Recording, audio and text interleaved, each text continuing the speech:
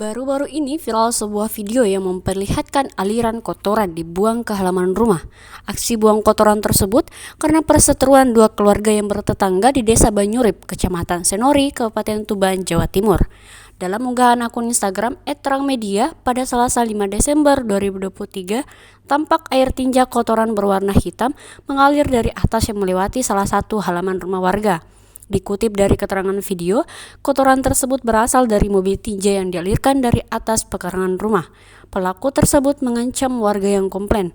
Polisi mengatakan belum mengetahui secara pasti dengan kejadian tersebut dan memastikan kejadian itu betul-betul terjadi di Senori.